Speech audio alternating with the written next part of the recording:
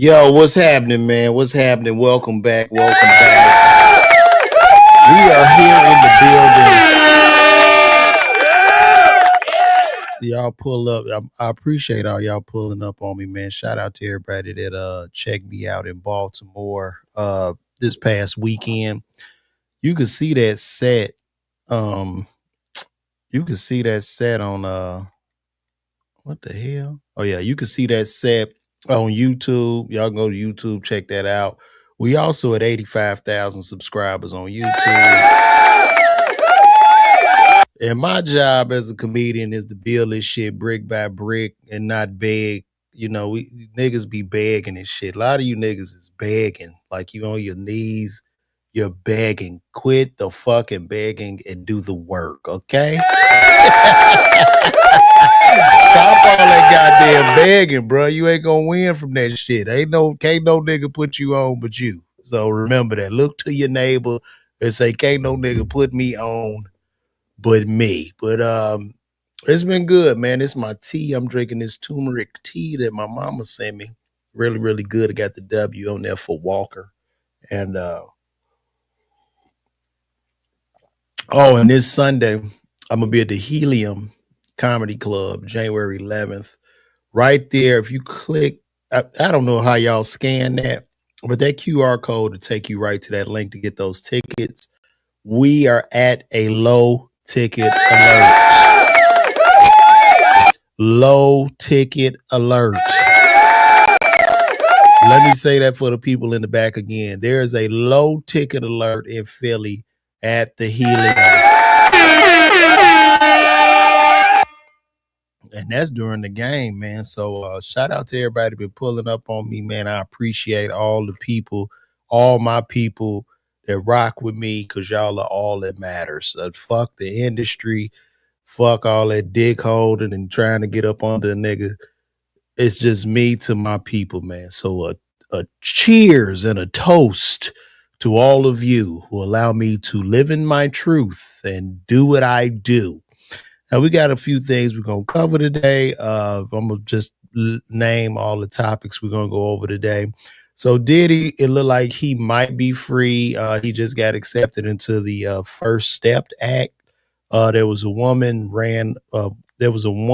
in Minneapolis who was deleted by ICE. Dr. Oz is supporting alcohol. This whole Rich Paul thing on LeBron, and Donnie Mcclurkin. We're going to discuss Donnie Mcclurkin. So the first thing we're going to go over today is it looking like Diddy might possibly get an early release because he is a first-time offender, and as well as the First Step Act. So let's just look at that. Let's cover that and see what they're talking about and see what's going to happen with that. Okay.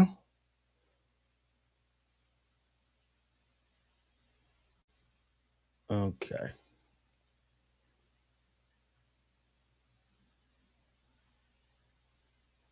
Okay. It's a recidivism act.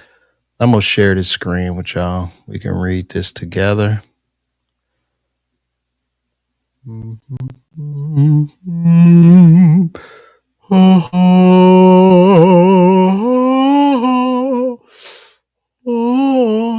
I should play my jazz in the background. I should start doing that again. So Sean Diddy Combs is eligible for sentence reductions under the First Step Act due to his participation in federal prison programs like substance abuse treatment, which allow inmates to earn time off their sentences, potentially shortening his 2028 release date by participating in recidivism reduction programs, a key component of the FSA. The act aims to reduce recidivism by assessing prisoner needs and placing them in productive activities and programs, potentially leading to earlier release for good behavior, as Diddy lawyers are highlighting in his appeal. So the recidivism reduction programs, FSA mandates the Bureau of Prisons to assess inmates and place them in programs to reduce risk of reoffending. And I don't even, they putting him through all this shit, but once again, the jury found him like literally not guilty, and he was charged with 2 counts of a Mann Act violation, which I guess what? I guess he's not gonna drive prostitutes or recruit men to bang his woman, I'm guessing. But anyway, time credits. By completing these evidence-based programs, federal prisoners can earn time credits that can be applied to their sentence, potentially leading to earlier release. Diddy situations, legal teams emphasize the participation in these programs to seek an expedited appeals hearing, hoping to benefit from potential sentence reductions. So let's take a look at this. And yeah, according to multiple sources, a former billionaire who spoke to me to take out Diddy has officially been approved for federal government's First Step Act, a prison reform initiative that allows eligible to earn significant time off their sentences through good behavior. And if everything continues on track, we're told the music mogul could be out on work release as early as this summer. Right now, his official release date is May 2028. That's what the paperwork says, but in reality, that date is not set in stone. First Step Act passed in 2018 was designed to reduce recidivism by rewarding inmates who complete approved rehabilitation programs under the law. Federal prisoners can earn 10 to 15 days off time credit for every 30 days of participation. And what are called evidence-based recidivism reduction programs and productive activities. Over time, those credits can add up fast, sometimes shaving 12 to 18 months off more of a sentence. Sources tell us that Diddy successfully completed the Bureau of Prisons initial risk and needs assessment known as the pattern evaluation, which determines whether an inmate is eligible to participate in credit earning programs. Based on assessment, BOP officials recommended to be placed in specific structured programs designed to address identified needs and qualify him for time credits. In other words, he passed the gate. Once an inmate is approved, participation in these programs allow them to accumulate credits that can be applied toward earlier placement, supervised release, home confinement, work release, rather than serving the full sentence in prison. We're told that Diddy is currently enrolled in approved activities and maintaining the opt-in status required to continue earning credits. Refusing programs or failing to comply can pause or eliminate eligibility, but sources say Diddy has remained compliant. Mm-hmm. And because of the credit he can earn, it's looking like he could transition to a work release, a community placement program as early as this summer. That will mean he is no longer fully incarcerated inside a federal facility, but instead work and live under strict supervision. It looked like he'd work his way to a halfway house. In short, freedom is suddenly on the horizon. This development comes out of months of speculation about how much time Diddy would really serve when he was sentenced. Many assume he remained locked up until 2028, but the first step there is quietly reshape the system, especially for inmates who qualify and participate consistently. Of course, none of these charges are serious. None of this changes the seriousness of the case that landed him in prison in the first place. Diddy's fall from billionaire music mogul to federal inmate was one of the most stunning collapses in entertainment history, and public opinion remains sharply divided. Still, legally speaking, the clock is now moving much faster than anyone expected. Sources close to the situation tell me to take out the Diddy is focused, compliant, and determined to get through this process. One inside, to put it bluntly, he knows the only way out soon is to follow the rules to the letter, and that's exactly what he's doing. There has been no official statement yet from Bureau of Prisons or Diddy's legal team confirming the projected summer timeline, but multiple confirmations indicate the First Step Act approval is real and already in effect, which means that while the world is still processing the downfall of one of hip hop's most powerful figures, the system is already setting the stage for his return to the outside world. From a May 2028 release date to possibly walking free under supervision in just a few months. If this holds, it will be one of the most dramatic turnarounds in recent celebrity legal history. And if when he comes out, I believe he'll return to prominence. Say what you want. A lot of people have been divided on this case, and a lot of people see, and I know people will probably unfollow me and all this shit because I'm talking the truth. And I'm not saying he's not a bad guy. He's a bad guy, right? But when he comes back out, a lot of people have looked at this case as him being like literally over sentenced if you look at the actual federal guidelines and what he's actually in jail for, and how no man has been held to the Mann Act literally since Jack Johnson in the 1920s, which goes shout out to Dave Chappelle for that bit. It is special. The Mann Act was passed to like really just hold super niggas down. So he'll be out soon. The man is really in jail for 5 years for being freaky. And but I'm sure this helped save his life because the drugs and all that stuff he's doing, it probably helped him to pump the brake and see clear. That I pray that when he returns to society, that man, he just focus on his family. I don't know if he got any grandkids on the way, but just focus on the family, being with the family, and I'm sure he knows that nobody's his friend. As an entertainment, there are no friends in this business. All that shit y'all see when niggas is together, a bunch of entertainers on a trip, taking pictures and what that shit is fake as fuck. It's all fake. It's all fake. Niggas pass the term brother around very loosely in this business. Only to the first slight of trouble, they're gonna run, they're gonna disappear, they're gonna act like they don't know who the fuck you were. And it'll be funny for Diddy to rise back to prominence, and all those guys are like literally kissing his ass, which I believe is gonna happen. So, he'll figure it out. So shout out to him. So let's just keep it moving. Um, Let me take this off screen.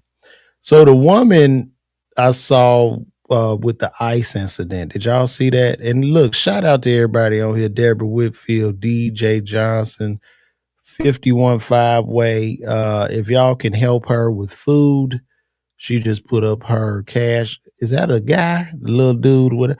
He just put up his cash app. I don't have no money, so if y'all can help him, go right ahead. I'm gonna flash that for you across the screen.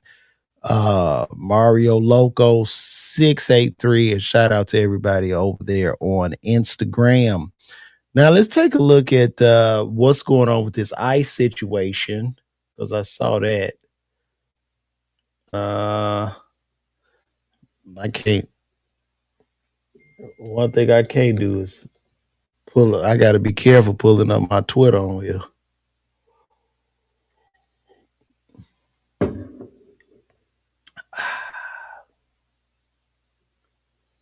Mm-hmm. I'm about to look up that ice situation right now. Oh, yeah, yeah.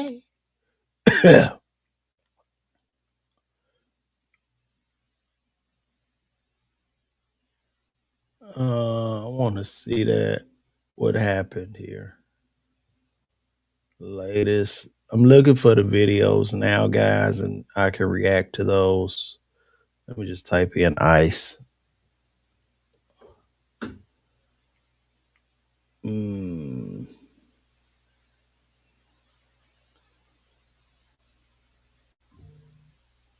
Oh Lord, that is terrible.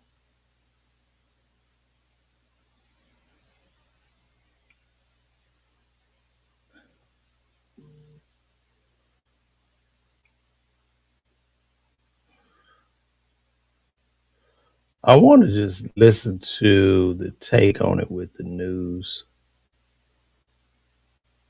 Oh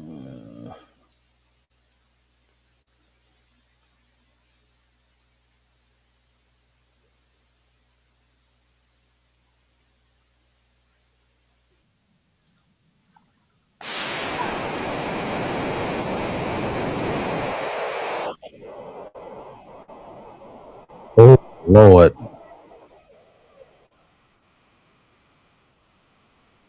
Oh Lord. I gotta hold on.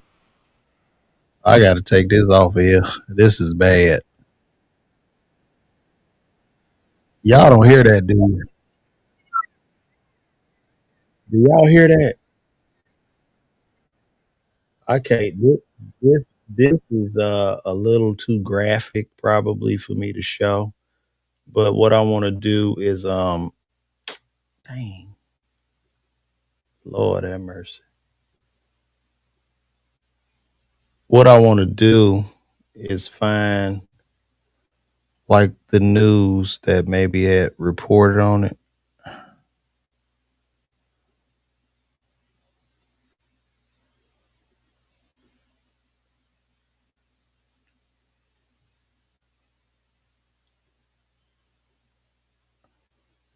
Let's see.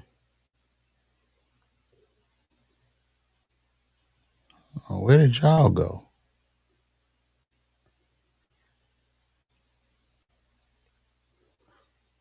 I done messed up my screen. Let's see here.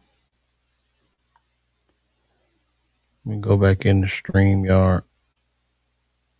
Where did y'all go?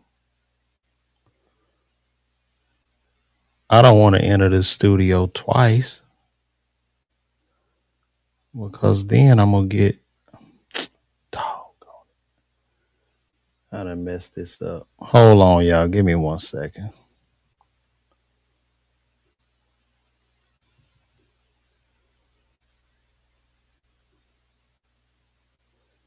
Mm,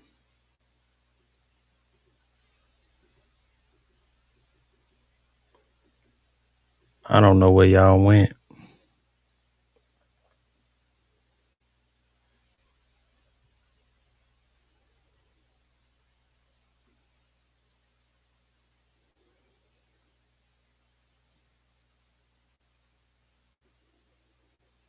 Mm,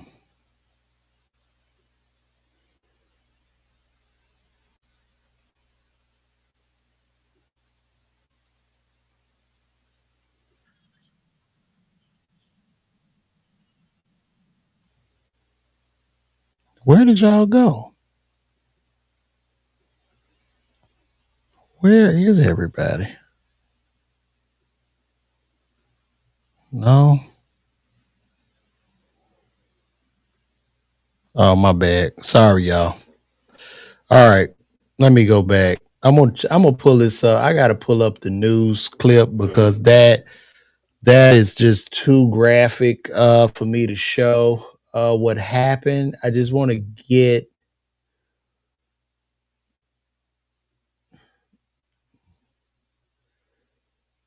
so right now people in Minneapolis are protesting this incident. This is very, very sad.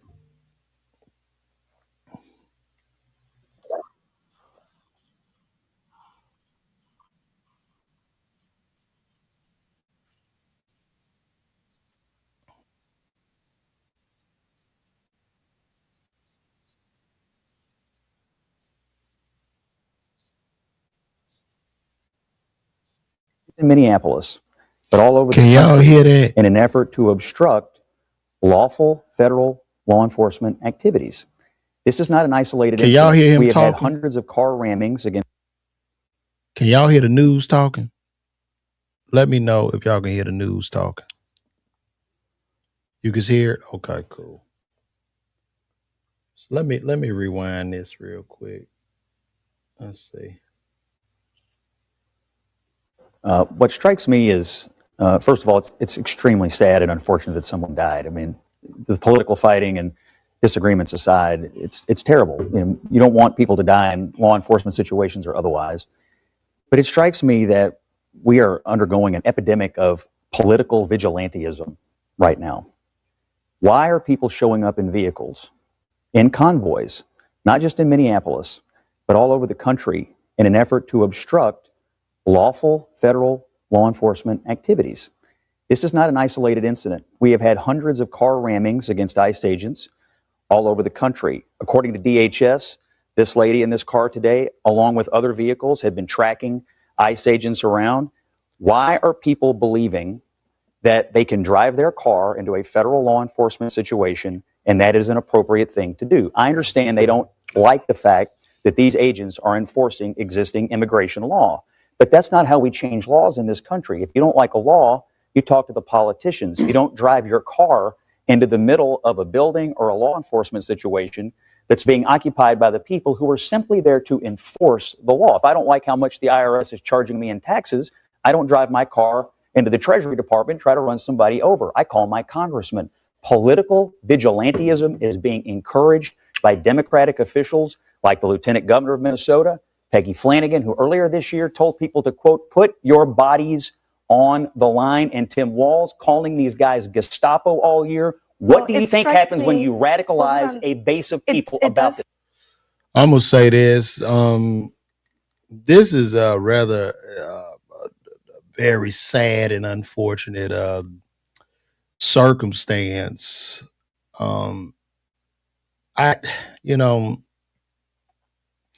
This was a young lady who I guess I don't know why she just didn't comply. And I'm gonna say the same thing that I tell black people: just comply, comply or die. And in this particular situation, which is very, very unfortunate, I guess she thought they wouldn't pop her based off of her color or something. That's what I would guess. But it's very unfortunate. I did watch her like move the vehicle. I saw the ICE agent just get to shooting because in that second, well, I'm gonna say this. It was a little bit because I did see her like trying to drive away, but he just started shooting, right? But in that second, this was totally avoidable. And then as far as the ICE agent is concerned, everybody got to put themselves in that situation. Like if you out there working as a cop, as an ICE agent, or one of these people, and I'm not making an excuse for using deadly force. However, these decisions are being made within fractions of a second. So it was two agents out there. The agent trying to tell her, get out the car, whatever, stop. She starts driving the car. The one agent sees her driving the car towards him. He begins to shoot. Well, he pulls his gun, shoots one time. Then she turns the car. Now, with her turning the vehicle, which appears to us that she was leaving, does the agent know? Could she be turning to put it in reverse or whatever to use that vehicle as a weapon? In this particular case, it's very unfortunate, but I'm gonna have to say, man, she kind of bought this on herself, and that's just what it is. It's unfortunate. I don't know what to tell you. In these cases, I mean, even when these things happen to us, like as black people, I tell brothers and sisters, man, just comply, man. You get pulled over something, just comply, do what the people tell you, so you can go home and live another day. It's just not worth it. I don't know if she's making a political stance. I don't know what, she was doing, but it's just rather unfortunate. And it looks like she was trying to maybe stand up or something, but that's not the time nor the place to do that when you're in action. So it's unfortunate, but it's, this happens, man, uh, things have consequences. I mean, it's three agents around you. You said none of your business. It's three agents. It's what it is. They trying to secure the perimeter. It's just what it is, unfortunately. And as a black man, I've been dealing with this shit a long time with officers. I typically comply. I've never had a problem. I think I had a problem one time with a cop where I was just straight racially profiled. Yeah, maybe one. It might have happened twice. I think it happened. I was driving from Louisiana to Atlanta, and it happened to me when I was younger. I was a young pharmacist. No, I don't get. I got pulled over in my life. I'm 48. I've probably been pulled over maybe 5 times in my life. Um, but one time when I was young, this like 2000, I want to say this about 2003. I was a young pharmacist. I'm like 25, living in Atlanta. I bought me a Escalade, you know what I'm saying? And at 25, I looked probably 18 or 17. So I had my Escalade, and this was the white tee era. I had me a really fresh white tee with some crispy white Air Force Ones with them dark denim polo jeans. I don't know if y'all remember those. And I had my Escalade, and I'm driving on full industrial black Escalade. And a cop, I was pulling in the subway, and the cop pulled in behind me and turned his lights on. It was some shit out of a movie. And he gets out of the car. He's like, "Do you have drugs in the car or guns, whatever?" I'm like, no, I'm gonna ask you one more time. Because I was in the hood part of town. I was like literally like Fulton Industrial was really fucked up at this time.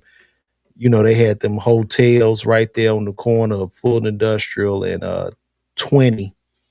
And this is where all the prostitutes would be, the pimps, just crack dealers, everybody. And you see this guy that probably would look to be a very, very young kid in this big old expensive truck. He pulls me over. I get out of the car, and there are people going in and out of the subway, and there was also a hotel, like this hotel, I guess, where the prostitutes and just vagrants and people was living in this hotel. So when I got out the car, I saw people looking, and I literally just put on a show, right? So in the show that I put on, because he was a white cop, I acted like a slave in front of everybody. I mean, it was fucking crazy. I was like, "Please, boss, please don't hurt me." Like I literally acted out like I was a slave, like he didn't know what the fuck to do. And the people, all the people just standing there, because this is like that was '02. So these cell phones hadn't had all these cameras and shit. And I'm calling them massa and shit. And I got on my knee. I say, "Boss, man, boss, please don't hurt me, boss." Man, that motherfucker got in that goddamn car and left. You know what I'm saying? And the people looking, I got his badge number and shit. I did file a complaint. I filed a report. I called one of my customers, well, because I was the pharmacy manager, and one of my customers, he was like a sheriff for Fulton County. So I got with him. I got a complaint. I did a lot, and then I never forget. After that happened, it was a guy that ran that hotel. He looked like a pimp or something. He was like a gay pimp. This nigga had long fingernails and shit with a perm like James Brown and shit. And this nigga was super black, like he looked like Miles Davis. And he bought me and listen, just chill, just calm down, just chill, and then we gonna see if we can get all this together. He had the long nails and shit, and I'm sitting there. You don't worry about nothing. I got you. And after a while, I'm like, "Yo, man, I ain't gay or no shit. This shit ain't about to go how you think, partner." You know what I'm saying? So anyway, I was a little upset, and I made a lot of calls, and we got that officer dealt with. You know what I mean? We got his ass dealt with. So it was cool, but it was like demoralizing because I'm like, bro, I know I got this big ass. I had a Chicago Cubs blue fitted hat on, oversized white tee with them dark denim polo jeans in that big black Escalade. And nigga, I had my doctorate degree. I'm a pharmacist. He was like, "Yeah, right. You pharmacist, all right. I bet." I was like, "No, sir, I'm really a pharmacist, nigga. Like, you know what I'm saying? I'm a part of the community." But yeah, so but in every situation, I would just tell people, man, please just comply. Don't lose your life fucking with these people. A lot of these officers are under a lot of stress, and I'm not trying to get them an excuse, but they under great stress. They under great pressure. They got all this equipment and shit on, the gun, the bulletproof vest. You just comply. Just comply. That's what I would say. Like I say, this is unfortunate, but hey, it's what it is. And I'm gonna tell y'all something too, because y'all know this happen to us all the time. Y'all see, because she a white woman. I mean, it's going around, but since she a white woman, it's not as big of a deal if that would have been a black man uh, in that particular situation. So it's interesting, man. What are you talking about? It's unfortunate, bro. What do you do? El Mino, you go ahead and speak. I'm gonna leave this to El Mino. Please tell me what do you do? Okay, if the officers tell you to pull over, or the officers out there they trying to do their job based off the laws of the land, bro, comply.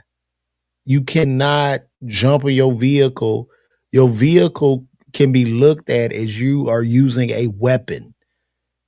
If you're driving towards one of them officers doing some shit, you could lose your life. So all I'm trying to do is help people. So you say what it mean is what it is. The life is lost. You say we lost as fuck, but no, the life has been lost due to just nothing. So very, very unfortunate, man. Very, very unfortunate. I'm gonna take that down and we gonna move along. And two, y'all, while y'all watching me, get them tickets, man. We almost sold out. We almost about sold out in Philly. So whatever we got left, because I don't want nobody to miss out. You know what I mean? Whatever we got left, please get those tickets, and we gonna keep rocking out. Let's see.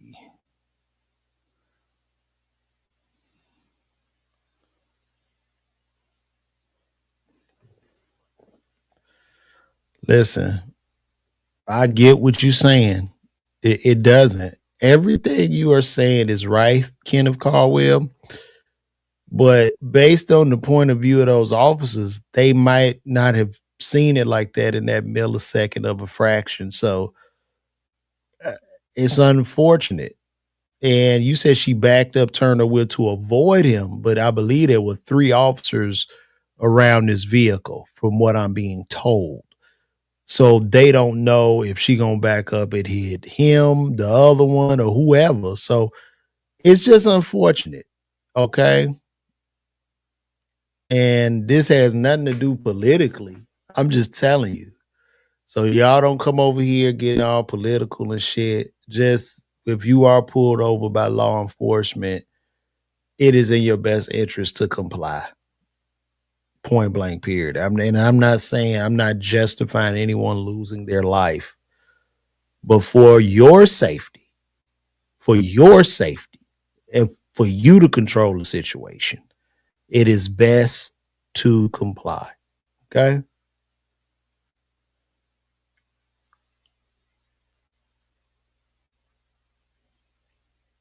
Like you like see you being divisive. A lot of mags will think that I shooting that woman is funny. That case, the liberals.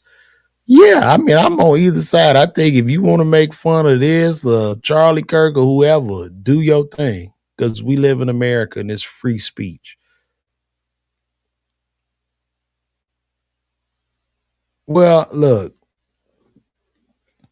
all I would have wished was that woman just would have complied or just not done nothing and could have gone back home to her family. That is my greatest wish. But unfortunately, that didn't happen. So I don't really know what y'all want me to say. Should we go to riot? Are they going to burn down Minnesota? I don't know. I don't know. I don't know. So, dang. Oh my goodness. I keep messing this up.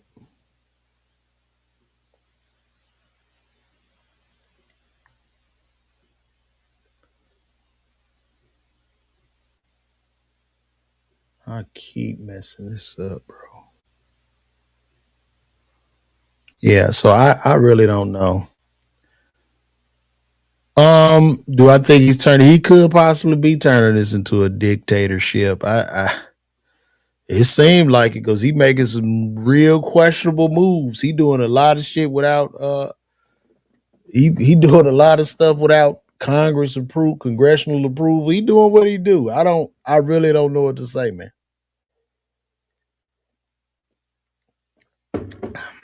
I think both parties are not necessarily benefiting the people to a large extent on both sides. So I really don't know. It's quite sad though, man. Quite sad. I want to look up something real quick. I want to show y'all.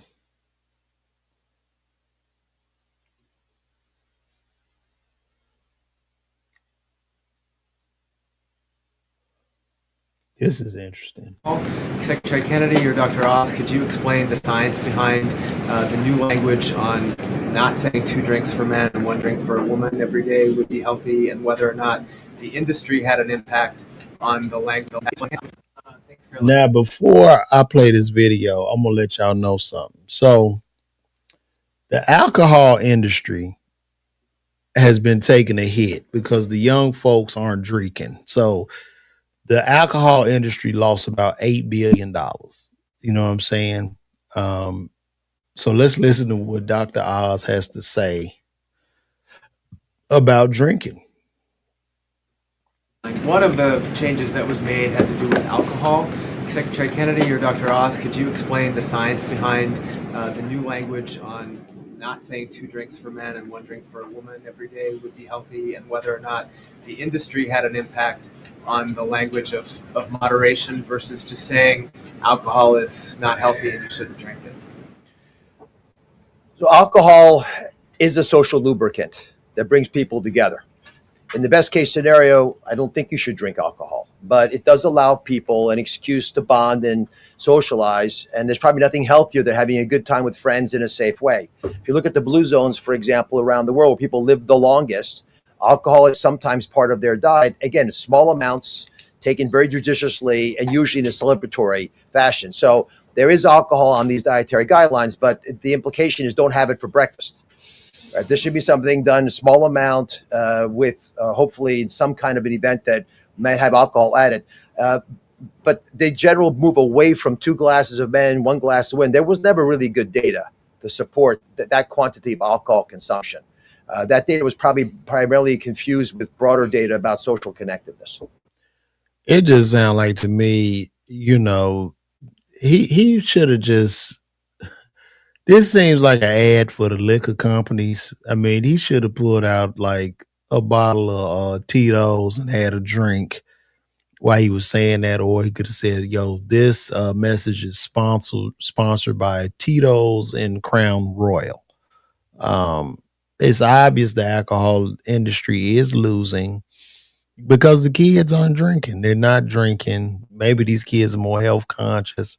I like to take me a sip every now and again. And also too, alcohol is poison at the end of the day. So you poisoning your body, you putting a lot of chemicals in your liver, you shocking your system. It's not really good. It's really not good. So, but I just find it ironic that with the alcohol industry hurting like that, he would say this. And this is for dietary guidelines for Americans.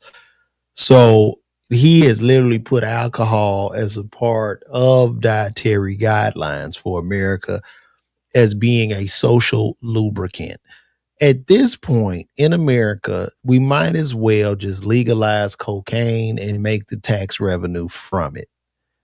Literally, like, what are we doing? What's going on here? Because it's just no different. So that was quite interesting. And we're going to move along. Now, I believe that Rich Paul had did something on why Jordan sneakers sell. Did somebody send me something? Hold on.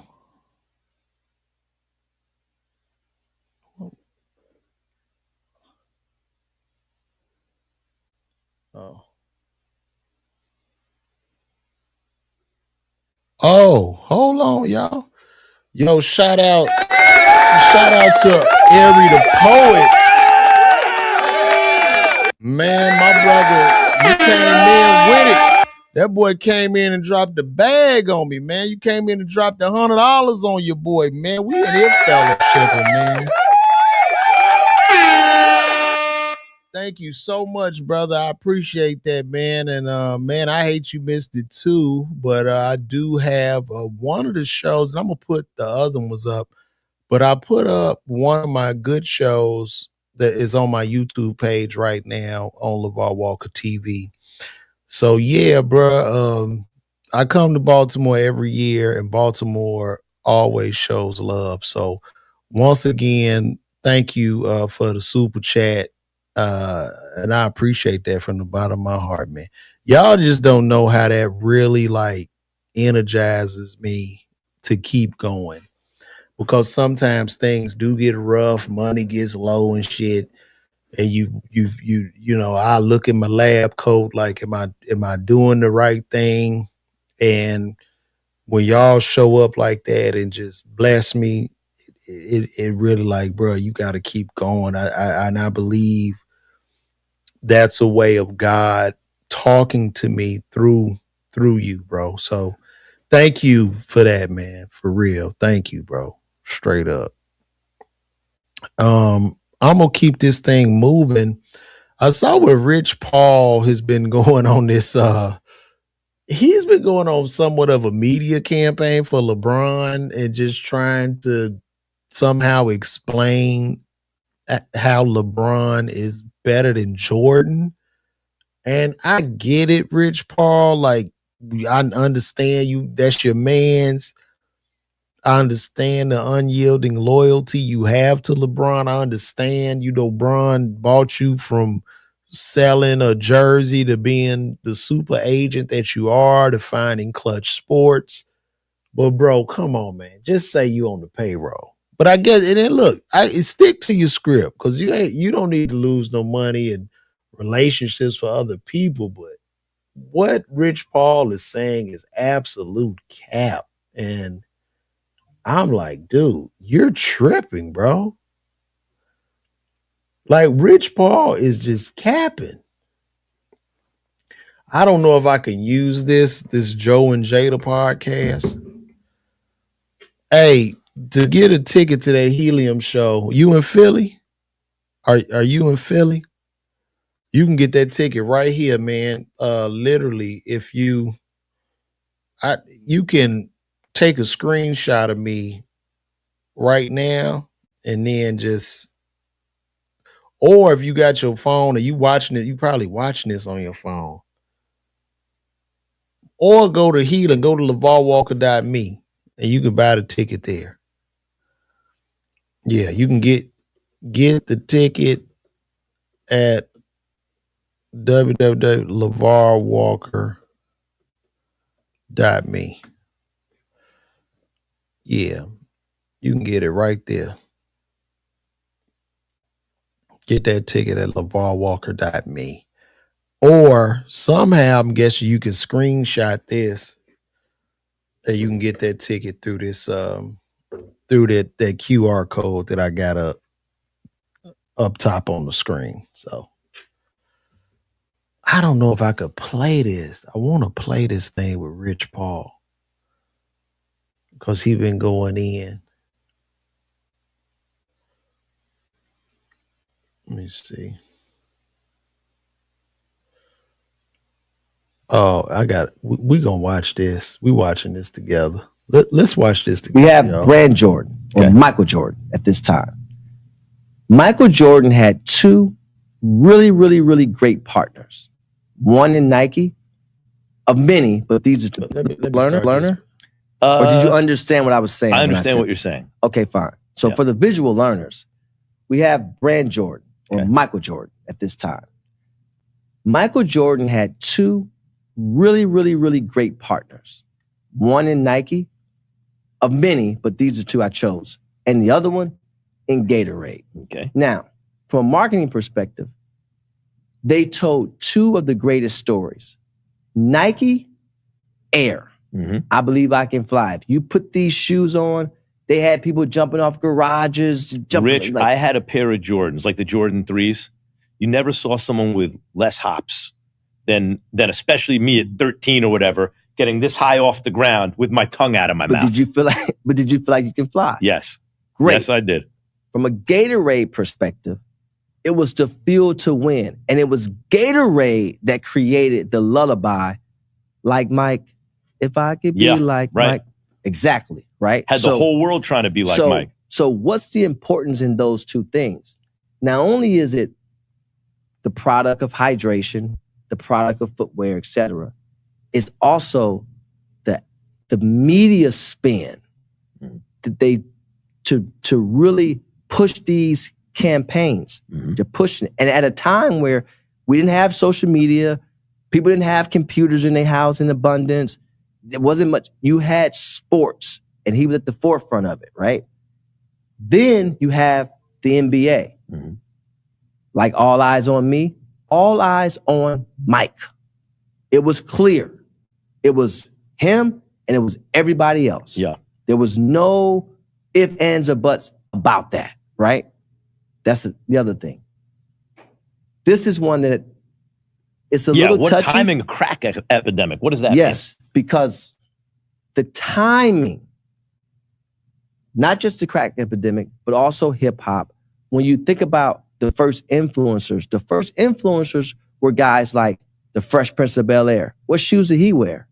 This is getting back to what you said, and you used me as an example because I was sitting in front of you. You said it's not that Michael Jordan did this, it's that the influencer who had the BMW or whatever, you said, like Max with the fly girl and the BMW. So you're saying what that I was saying was the hustler was the influencer in the neighborhood, especially in the black community. In the neighborhood, the crack epidemic wound up concentrating wealth in a few people who could floss in front of the neighborhood. Because these people had basically not even careers or high-paying jobs. They just had hustles. I just cannot believe that Rich Paul is sitting up here tying the success of Jordan brand, of Jordan sneakers to crack. This is insane. This ain't even real. I guess he's trying to explain like why Jordans have been selling and why they've been so popular versus the LeBrons. Like,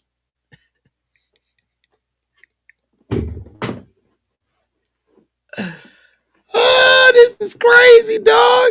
This boy be working overtime. He play position well. One thing about Rich Paul, he plays position. So now when you bring forth the crack epidemic, it created a revenue stream amongst a group of consumers that, number one, would have never had that dollar to spend, and they damn sure wouldn't have had it to spend. You saying is facts, bro, but here's the thing, dog. You have to give credit to the greatness of Michael Jordan. You got to give credit to that. It all came down from his level of greatness, man. This man bust in the league. His dunks were amazing. The way he moved with the ball, it was a work of art. The way he flew through the air. I haven't seen anybody with as graceful dunks as Mike, man. The leg movement, just everything. A guy like Michael Jordan comes along every 1,000 years, bro. That's just what it is. That's what it is. Been excessively. So when you And you're saying because crack was more accessible, cheaper, et cetera, it had a different effect than, say, no, I'm heroin. saying that, Bro, let me tell you something, man. Let me tell you something, dog. I'm from Chicago too, bro. I got my first pair of Jordans in 5th grade, which were the Jordan 2s. I got the first pair of Jordans, bro. And let me tell you something, man. When we were watching Mike glide through the sky, in Chicago when I was growing up, I used to get goosebumps because on the expressway downtown, they had a billboard of Mike Jordan. He was in the Jumpman pose. He was in this Jumpman pose, like in this park with the gold chains on, bro. It was bigger. Look, I get it. Everybody wanted the sneakers. First of all, it had to be a demand for the sneakers for the dope dealer to want the sneakers. So he had an outrageous demand for these sneakers. And they was the first to get them and flex with them. But don't get it twisted. It all goes back to his greatness, man. It all comes from that. All this falls down from his dominance on the court and from him being the GOAT, bro. Don't get it twisted. It's not that simple. You know what I'm saying?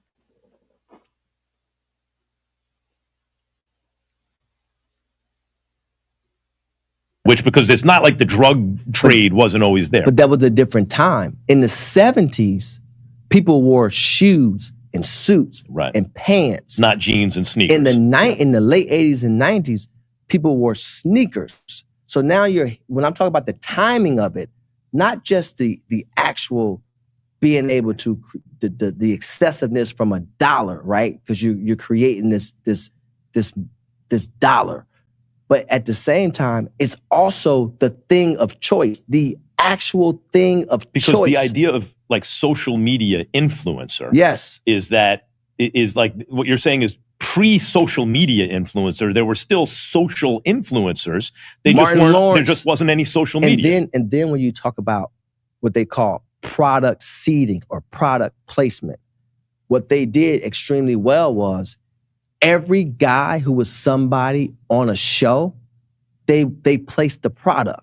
So you couldn't see it on Instagram. So where'd you see it? TV. Oh, I saw in this episode of The Fresh Prince or this episode of Mark. Yeah, but the thing is, what he failed to realize, they was placing hella products, bro. The Jordan sneaker was desired by many. It wasn't just them placing it. It was already desired. Everybody wanted to be like Mike, man. Everybody. And then you heard it in the music. Oh, and then on my way to school, I not only saw, because many people wasn't seeing the games. The Bulls played on WGN, by the way. And it wasn't like I you could had watch all the these, Bulls if it was nationally televised or if they played the Knicks. That That's was it. it. Because your local feed, Yep. right? But I did get to see, in my case, my Uncle Lance or Bernard Sawyer, just different people that in my neighborhood that had. So now I'm influenced by that, and I love Michael Jordan. So now I want, not only because Mike is wearing them, but I also want them because these guys are wearing them too. And when you created that, that's how he created the greatest athlete brand ever, because Michael Jordan didn't share the market. He controlled the market. There's a difference between the two. Most athletes have a market share.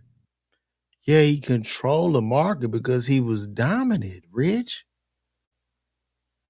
Everything attributes to his greatness. Like you can't manufacture that. You can't. That can't be. If everything that Rich Paul is saying is true, then they would have been able to do the exact same thing for LeBron, bro. You can't manufacture how the people feel. or what makes people feel a certain way. That can't be manufactured. It can't be. So, I don't know. He controlled the market so much so when people had children, they bought my little cousin came home in the booties. Yeah. Right. Well, This Jordans. has been things for generations. And what happens is the I-95. Yeah, because we desire Jordans. But I could tell you this. Oh, I gotta be careful. I don't want to show y'all my. Let me take this all, lose my page. I put this Twitter pop up. But I could tell you this. Jordan has dominated for 30 years. But I'm going to tell y'all something when it comes to Jordans, who deserves a lot of credit for really bringing Jordan back. Who do y'all think that is? I'm going to tell y'all who brought Jordan back. I'm going to tell y'all, when you saw a surge in Jordans and Jordan brand, and they owe this guy a lot of money. Who do y'all think I'm talking about? Exactly. See, Kanye West, man. Kanye bought Jordan brand back. Nike owed Kanye so much bread, bro. Nike owed Kanye so much bread. Because understand, them Jordans came back, them retros came back on the backs of Don C and Kanye, who were actually ordering old ass Jordans from people off of eBay and taping them shits up, trying to put them hoes back together. And we saw Jordan, we saw Kanye in them shits and Don C. I'll never forget that picture. Matter of fact, this is the picture. And I was like, ooh, this is really when it went crazy. Like, I'm gonna show y'all that. This is the picture we saw. Let me show y'all.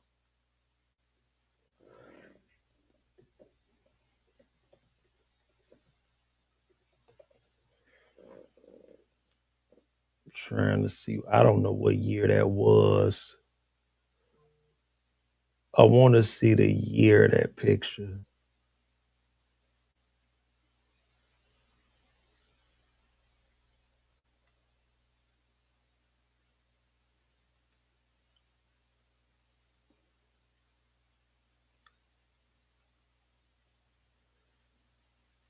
Matter of fact, Kanye was in them retro.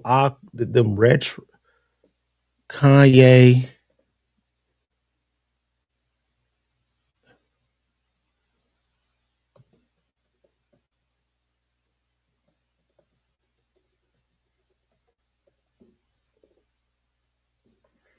Man, it was the picture that bought. It's the one picture I want to show y'all that bought back the retros. Because in 97, see, I went to college in 95. 95, 96, 97, we really wasn't thinking about the retros. We didn't start thinking about them joints until, bro, it was early 2000s where we saw Kanye and Don C in them joints. And then them joints started going crazy. Nike fired up the machines and started making them joints, and you saw lines. Because, and this is one of the pics here. I'm gonna show y'all this. This is one of them pics when Kanye had them Jordan. He had on them Aqua 8s. And bro, hip hop definitely brought back Jordan with a surge, because then the sneaker culture really hit.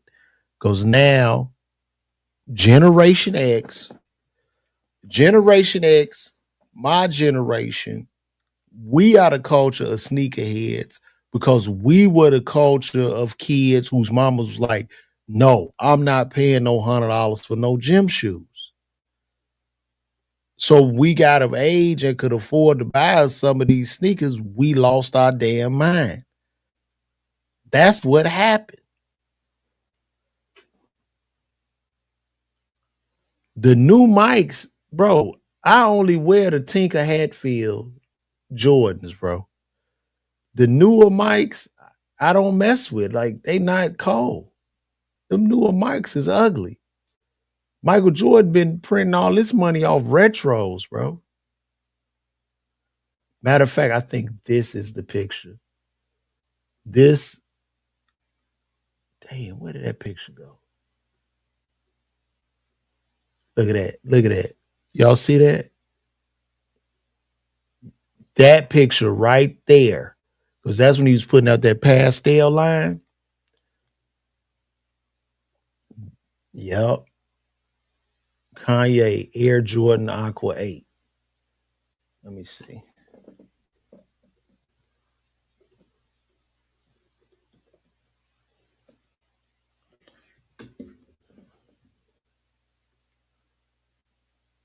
Yep, this is the pic.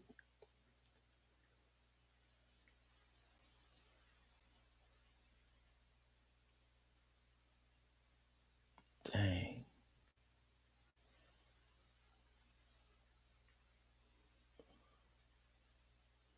That pic right there. This pic right here is what bought back Jordans. Literally. That pic right there. People losing their mind. And that boy was fly, man. That boy Kanye was killing their ass on that gear, dog. All the Tinker Hatfield Jordans are what's pushing Nike. All the retros. But they gonna have a problem because the kids, I don't know, my son, and it's just, I only got one child, but he not really into sneakers. He don't really care. Are y'all kids like that where they don't really care about sneakers? Or is it just my son? Matter of fact, I need me a pair of them Aqua 8s. Them joints hard. Them joints is hard. Boy, that boy was dressing. Look at that.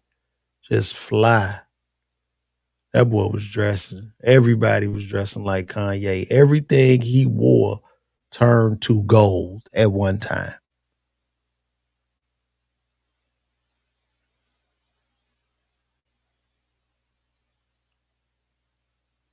Yeah. Everything Kanye wore turned to gold at one time, bro. He got the LV bag with that boy was fly, man. He was fly. They was all fly, man. Kanye, Virgil Abloh, Don C, all of them boys was, they was killing it. Okay. We're going to move on, guys. Let's get on to this Donnie Mcclurkin.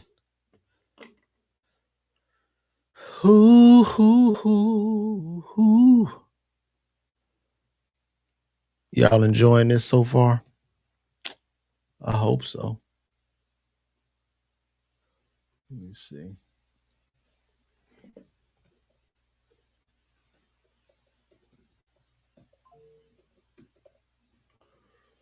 Let's see what we got. Donnie Mcclurkin.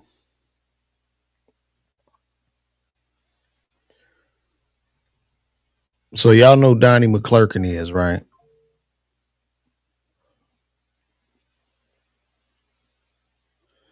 Yeah, my son don't care about no sneakers, bro. I done bought him all. I done bought him sneakers, man. He don't be caring. Like, nah, Dad, I just wear these. These more comfortable. That's what he can tell me. It ain't about, it's no fly at all. Nothing. Like, he just want to be comfortable, Dad. I just throw these on. Don't care. So Grammy-winning gospel singer Donnie McClurkin accused of sexually abusing former assistant in a lawsuit. So a man filed a lawsuit on Friday, January 2nd in New York County Supreme Court against Donnie McClurkin, claiming that the singer and pastor sexually abused him for several years. In the complaint obtained by people, the man claimed that he worked as a personal assistant for McClurkin, and that the singer molested him at Pray the Gay Away sessions. So Donnie McClurkin molested the man at the Pray the Gay Away. The Pray, let's think about that. The Pray the Gay Away sessions, and assaulted him several times in the years after. McClurkin's attorney, Greg Lisa, called the allegations categorically false in a statement. So a lawsuit has been filed against Donnie McClurkin by a man who alleged that the gospel singer assaulted him for years. Giuseppe Corletto claimed a lawsuit filed on Friday, January 2nd in New York County Supreme Court and obtained by people that the singer and pastor 66 sexually abused him for several years after their first meeting in 2003. McClurkin's attorney, Greg Leese, told people in a statement that the claims made in the lawsuit were false. At no time did Pastor McClurkin engage in any form of sexual abuse, sexual coercion of Mr. Corletto. The attorney said the claims set forth in the lawsuit grossly mischaracterized their intentions, which occurred over a decade and some accusations over 2 decades ago. All these accusations are contradicted by the real facts. So pastor denies allegation and he's going to defend himself, okay? Corletto claimed that he sought out McClurkin in 2003 in his church for guidance after struggling with his sexuality and faith, and alleged that the gospel singer assured him that he would help deliver him from homosexuality. I don't really get that. These churches, a lot of these churches just sit up and they condemn. Look, man, they are gay people. So a lot of these churches condemn these gay people. Your choir director's gay, the men in the band are gay, the pastor's gay, but nobody wants to accept these men as gay. So they end up pushing these men into the closet and they carry out certain devious behavior. Corletto claimed in a complaint that his abuse continued over the next 6 years, including at the church for the pastor preached. He further claimed in the filing that he had spoken to the church staff about the abuse, but no action was taken. Corletto struggled to process these incidents of abuse as both his of abuse, as McClurkin was both his mentor and employer, making it difficult for him to speak out about the abuse he had suffered, the lawsuit stated. He also claimed to find that he resigned from the church in 2008, despite McClurkin allegedly coercing him to stay by noting that his deliverance and purpose was tied to the gospel. But he said in a complaint that the pastor tracked him down and assaulted him. Corletto further alleged in a complaint that after one such alleged assault, McClurkin at a Niagara Falls hotel in 2013, McClurkin wrote him in an email apologizing for his actions, which was included in the file, in which he described himself as the epitome of a desperate, dirty old man. Corletto further claimed that he became suicidal and depressed following the assault and returned to the church briefly before finally cutting off all contact with McClurkin. So he kept going back to this abuser. Let's look up this guy. What is his name? Corletto. I want to go deeper with this. What I want to say, pause. Giuseppe Corletto. Let me take it.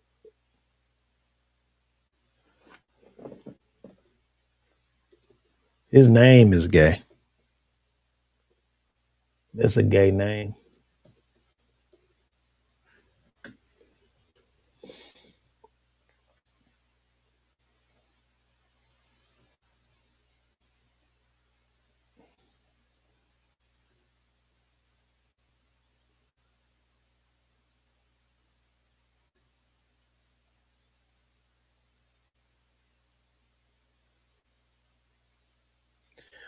So this is what really had me scratching my head, right? So the lawsuit claims Corletto was 21 years old and struggling with his sexuality when he met Mcclurkin, known for songs. I Call You Faithful and Wait on the Lord. So you were 21, bro. You was in a relationship with this nigga. I'm gonna tell y'all something, man. You can't get molested at 21. If you can't get molested as a grown ass man, bro. That's another man that you grown. And not only are you grown, but you keep going back. Man, get the fuck. Come on, bro. You're not a child. You're not a woman. You a man. Come on, man. You can't, that can't happen.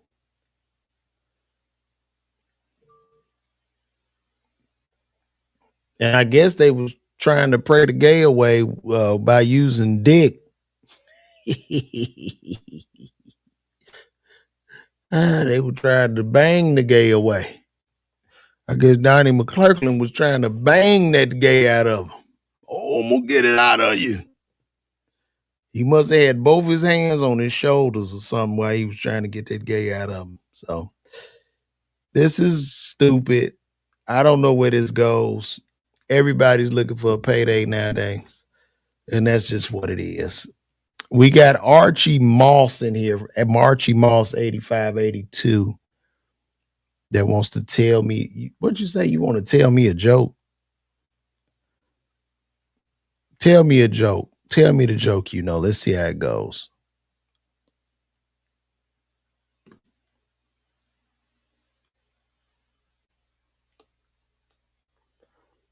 Tell me the joke, bro.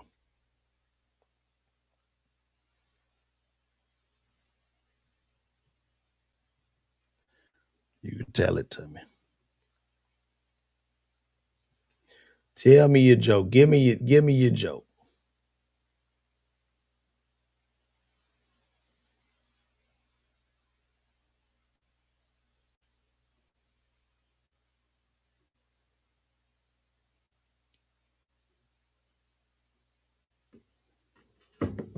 Hold on, let me see what he got.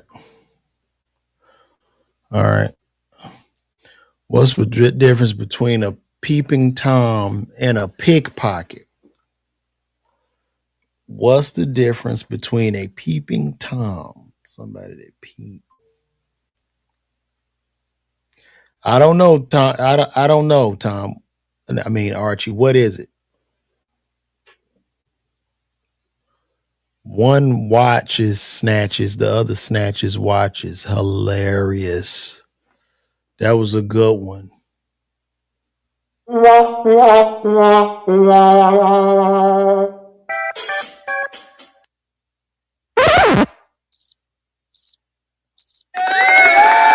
my bad. I was hitting the wrong buttons. I gave you crickets. I wasn't trying to be mean, but that was pretty good. That was pretty good, Archie. That was pretty good. Let me see. I hit him with the walk, walk, walk.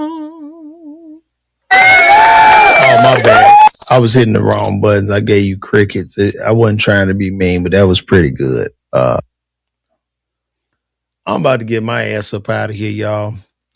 That's gonna end today's session. I'm about to start also to my shout out, man, everybody, David Harvey from the neighborhood. That's my neighborhood right there. Chatham, baby. Chatham, born and raised in Chatham, man. That's me from the soil. Shout out to my brother David Harvey out there, man. Thank you for tuning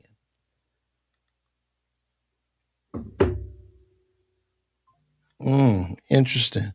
Fun fact. Churches have insurance for sexual assault. Why would anyone take their kids to a place that is supposed to be a good place that has sexual assault? But this wasn't a child, William. This nigga was 21 when this happened. So I don't know. I don't know what they're supposed to tell him. He was 21, bro. So, yeah.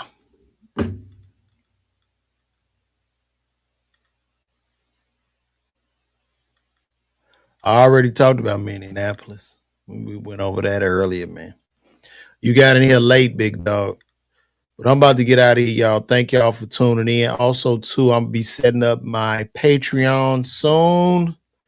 I'm gonna be taking y'all behind the scenes. Y'all come in my room where I do this at and see all this shit behind the scenes and just get to know me a little bit better on the Patreon, man. So thank you guys. Shout out to Ryder Poet again for blessing me with the bread today. That was good.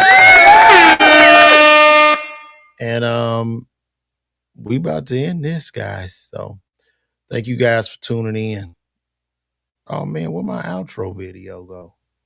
Oh, there it go. All right. And I'm out. I'll see y'all tomorrow.